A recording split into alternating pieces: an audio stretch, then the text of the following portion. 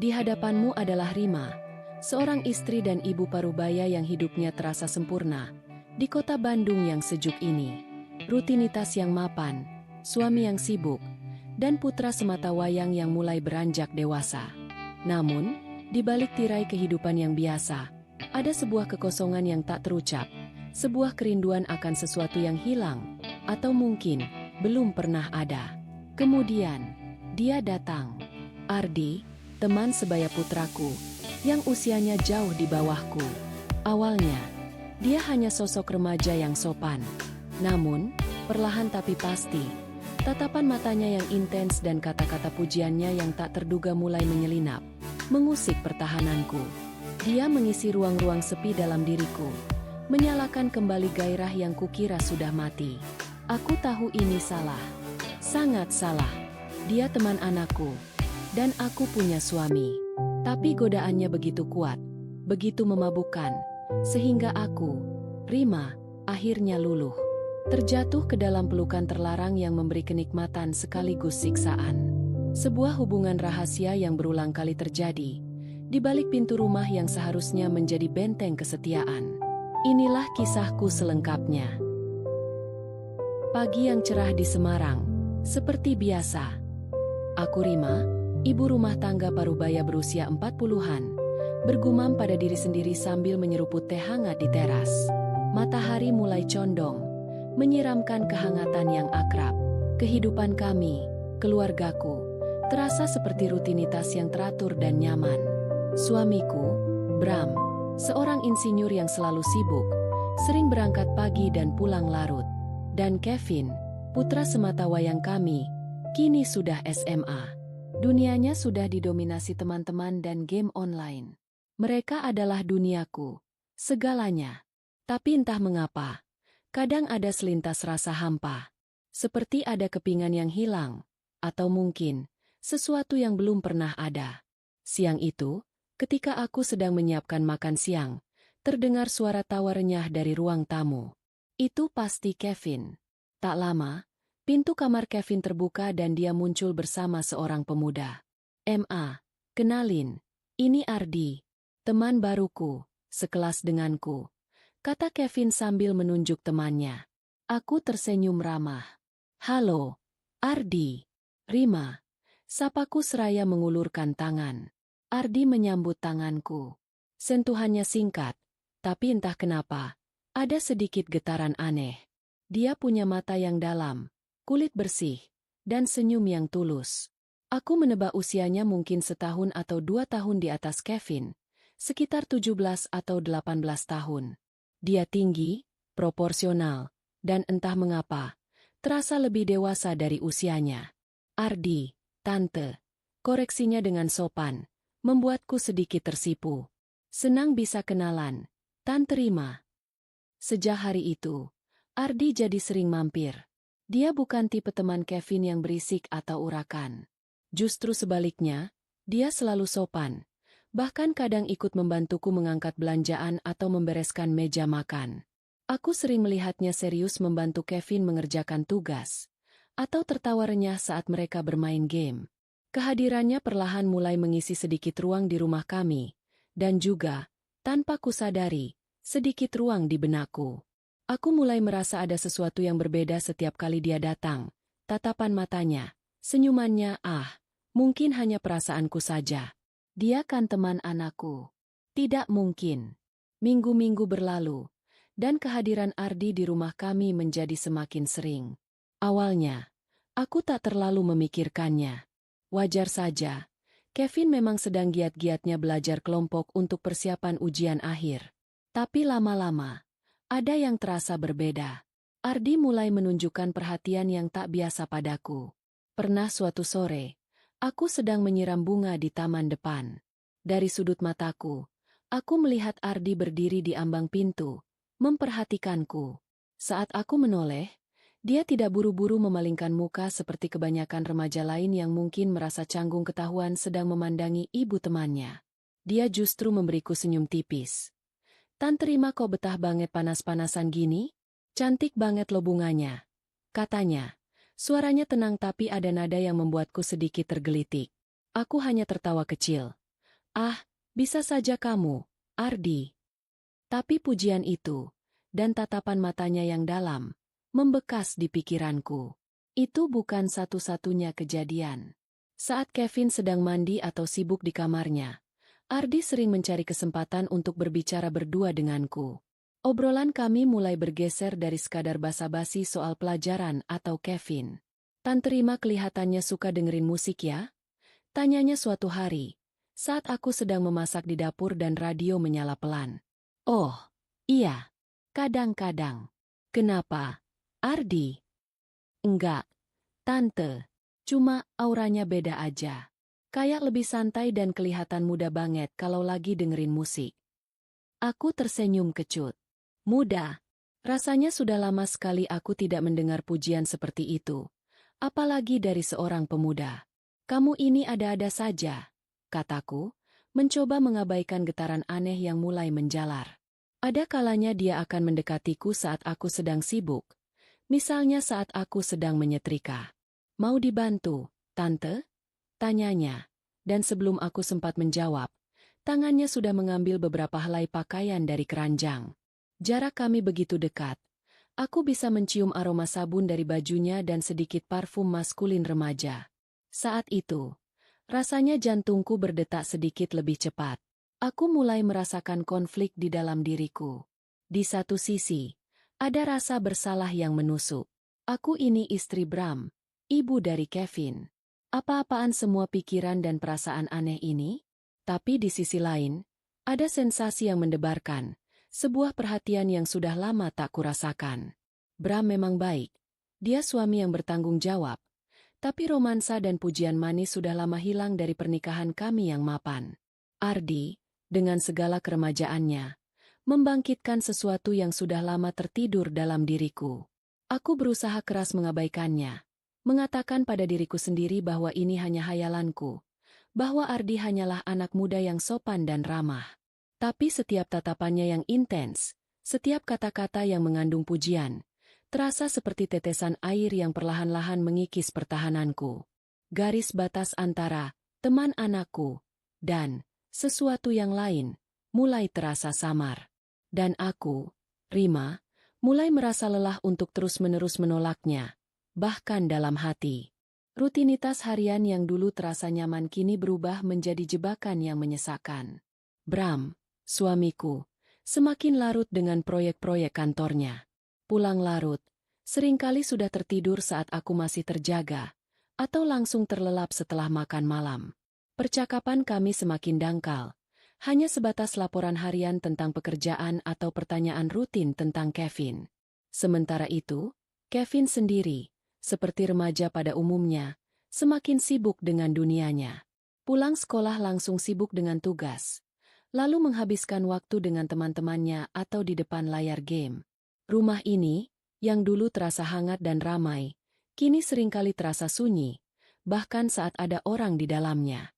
Di tengah kesunyian itu, Ardi menjadi satu-satunya cahaya. Dia seperti tahu kapan aku merasa kesepian. Seolah memiliki indera keenam, dia sering datang saat Bram sedang lembur atau Kevin pergi les. Tante Rima sendirian? Tanyanya lembut suatu sore, menemukan aku duduk di teras sambil menyesap teh. Ada nada perhatian tulus dalam suaranya yang membuatku merasa diperhatikan. Obrolan kami semakin intim. Dia tidak lagi hanya memujiku. Dia mulai bertanya tentang perasaanku, tentang hari-hariku, seolah dia benar-benar tertarik pada duniaku yang monoton. Aku mendapati diriku menceritakan hal-hal kecil yang tidak pernah kubagikan pada Bram, atau bahkan teman-temanku. Dia mendengarkan dengan penuh perhatian. Tatapan matanya tak pernah lepas dari wajahku. Ada semacam koneksi yang terjalin, sebuah ikatan yang seharusnya tidak ada. Suatu kali, saat aku sedang menata buku di rak, Ardi mendekat dari belakang. "Biar saya bantu, Tante," bisiknya. Tangannya terulur untuk mengambil beberapa buku di atas kepalaku. Punggungku menyentuh dadanya. Hanya sedetik, tapi sentuhan itu mengirimkan sengatan listrik ke seluruh tubuhku. Aku menahan napas, mencoba bersikap biasa saja. "Terima kasih, Ardi," kataku, memaksakan senyum sambil memalingkan wajah. Jantungku berdebar kencang, seolah ingin melompat keluar. Godaan itu semakin nyata, semakin sulit diabaikan. Ardi tidak lagi sungkan menunjukkan ketertarikannya. Dia sering mencari-cari alasan untuk menyentuh tanganku, lenganku, seolah tidak sengaja. Setiap sentuhan, setiap tatapan yang penuh makna, adalah undangan yang semakin kuat. Aku tahu ini salah. Aku tahu ini gila. Dia teman anakku. Dan aku, seorang wanita paruh baya yang punya suami. Tapi ada bagian dari diriku yang haus akan perhatian, sentuhan, dan gairah yang sudah lama pudar. Puncaknya tiba satu sore, sekitar pukul 4 sore. Hujan turun rintik-rintik, menciptakan suasana yang remang dan tenang. Bram sedang dinas luar kota, dan Kevin baru saja berangkat bimbingan belajar. Hanya aku dan Ardi di rumah. Dia tadinya bilang ingin mengambil buku yang tertinggal. "Tante Rima kelihatan lelah," kata Ardi tiba-tiba, saat aku duduk di sofa ruang keluarga. Dia mendekat, duduk di karpet di depanku. Tatapan matanya menembus jauh ke dalam mataku. "Ada apa?" Aku menggeleng, tenggorokanku tercekat. Aku bisa merasakan suhu tubuhku naik. "Tidak ada apa-apa, Ardi." Dia perlahan meraih tanganku. Jemarinya membelai punggung tanganku lembut. "Tante Rima." "Aku." Suaranya berbisik, serak. "Aku suka Tante Rima." Jantungku berpacu gila-gilaan. Kata-kata itu diucapkan oleh bibir seorang pemuda yang hampir seusia putraku sendiri, menghantamku telak. Rasa takut, rasa bersalah, dan sekaligus gelombang hasrat yang tak tertahankan bercampur menjadi satu. Aku menarik tanganku, tetapi dia tidak melepaskannya. Tatapan matanya yang memohon dan intens membuatku seolah terhipnotis. Aku tahu ini adalah momen krusial. Garis batas itu, yang selama ini samar, kini diinjak, bahkan nyaris terlampaui. Dan aku, Rima, merasa sangat lelah untuk melawan. Tangan Ardi masih menggenggam tanganku. Kehangatannya terasa menjalar hingga ke seluruh tubuh. Aku menelan ludah. Bibirku terasa kering. Otakku berteriak, "Jangan! Ingat Bram! Ingat Kevin! Ini salah." Tapi hatiku, hati yang sudah lama beku dan haus perhatian, berbisik lain. Ada rasa penasaran yang luar biasa. Rasa ingin tahu tentang sesuatu yang belum pernah kurasakan. Hujan di luar semakin deras, seolah menutupi suara detak jantungku yang berpacu kencang. Ardi perlahan bangkit dari karpet, menarikku lembut hingga aku berdiri. Tatapan matanya yang teduh namun penuh gairah membuatku tak mampu berkedip. Dia mengangkat tangannya, menyentuh pipiku dengan ibu jarinya, mengusap lembut. Sekujur tubuhku merinding. "Tante Rima cantik sekali," bisiknya lagi. Suaranya kini semakin parau. Aku benar-benar ingin Tante Rima." Dalam momen itu, semua pertahananku runtuh. Tahun-tahun yang monoton, kesepian yang tersembunyi, pujian yang tak lagi kudapatkan dari Bram, semuanya seolah terbayar lunas dalam tatapan Ardi. Aku memejamkan mata, membiarkan diriku jatuh. Ketika bibirnya menyentuh bibirku, ada ledakan rasa yang aneh. Rasa bersalah yang menusuk, campur aduk dengan sensasi mendebarkan yang asing. Sebuah ciuman pertama yang seharusnya tak pernah terjadi, dengan seseorang yang tak seharusnya. Setelah itu, semuanya terasa buram dan cepat. Rasa kaget, terkejut, namun juga dipenuhi rasa penasaran yang menguasai. Hubungan terlarang itu dimulai di sore hujan itu, di rumah kami sendiri, yang seharusnya menjadi benteng kesetiaan dan kehangatan. Pertemuan pertama itu terasa canggung, penuh keraguan dari pihakku. Aku tahu aku salah, tapi sentuhan Ardi entah mengapa terasa benar di saat itu. Dia memperlakukanku dengan kelembutan yang sudah lama tak kurasakan. Dia memujiku, menatapku seolah aku adalah satu-satunya wanita di dunia. Dan aku, seorang wanita parubaya yang merasa dirinya mulai tak menarik, merasakan jiwaku hidup kembali. Hubungan kami berlanjut. Berulang kali, kami menjadi sangat lihai mencari celah. Ketika Bram ada jadwal lembur mendadak. Ketika Kevin menginap di rumah temannya atau ada kegiatan ekstrakurikuler sampai malam. Setiap kali ada kesempatan, Ardi akan muncul, dan kami akan kembali terjebak dalam pusaran godaan dan hasrat yang terlarang itu. Setiap selesai, gelombang rasa bersalah akan menerpaku begitu kuat. Aku akan menatap pantulan diriku di cermin, merasa kotor dan jijik pada diriku sendiri. Bagaimana bisa aku, Rima, melakukan ini pada Bram, pada Kevin? Rasa takut ketahuan adalah bayangan yang tak pernah hilang. Setiap suara mobil yang masuk pekarangan, setiap kunci yang berputar di pintu, akan membuat jantungku berdebar kencang. Takut Bram atau Kevin tiba-tiba muncul dan mengetahui segalanya. Namun, di antara rasa bersalah itu, ada semacam candu. Canda tawa Ardi, tatapan matanya yang memuja, dan sentuhannya yang membangkitkan gairah. Dia membuatku merasa muda lagi, diinginkan lagi. Sebuah ironi yang menyakitkan, bahwa kebahagiaan sesaat ini datang dari sebuah pengkhianatan. Aku mulai bertanya-tanya, apakah aku benar-benar menginginkan ini? Apakah aku akan terus hidup dalam kebohongan ini? Beban emosional itu semakin berat setiap harinya, menggerogoti ketenangan batinku sedikit demi sedikit. Ketakutan itu kini menjadi teman setiaku, lebih lekat daripada bayanganku sendiri. Setiap hari adalah pertarungan batin. Rasa bersalah menghantuiku, merenggut nyenyak tidurku. Setiap kali ponsel Bram berdering, atau Kevin pulang lebih awal dari biasanya, jantungku langsung berpacu, takut jika saatnya tiba. Saat di mana kebohongan ini akan terbongkar, dan duniaku akan runtuh. Aku mulai tidak bisa fokus. Pekerjaan rumah tangga yang dulunya kulakukan dengan senang hati kini terasa seperti beban. Senyumku di depan Bram dan Kevin terasa hambar.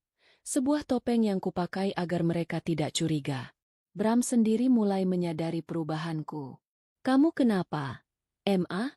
Kelihatan capek terus," tanyanya suatu malam, saat kami duduk di sofa.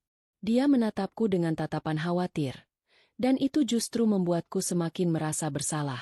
Aku hanya bisa tersenyum tipis dan beralasan lelah. Aku tidak sanggup menatap matanya terlalu lama.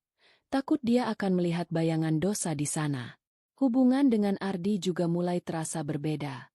Dulu, setiap pertemuan dengannya adalah ledakan gairah dan sensasi baru. Kini, di balik setiap sentuhan dan bisikan manisnya, terselip rasa cemas yang mendalam. Aku merasa terjebak. Aku tahu ini tidak bisa terus berlanjut. Ini salah, dan cepat atau lambat, akan ada konsekuensi yang mengerikan. Tapi, bagaimana mengakhirinya? Bagaimana aku bisa menghentikan sesuatu yang sudah begitu jauh, yang bahkan sempat memberiku kebahagiaan semu? Ardi sendiri tampak tidak terbebani seperti diriku.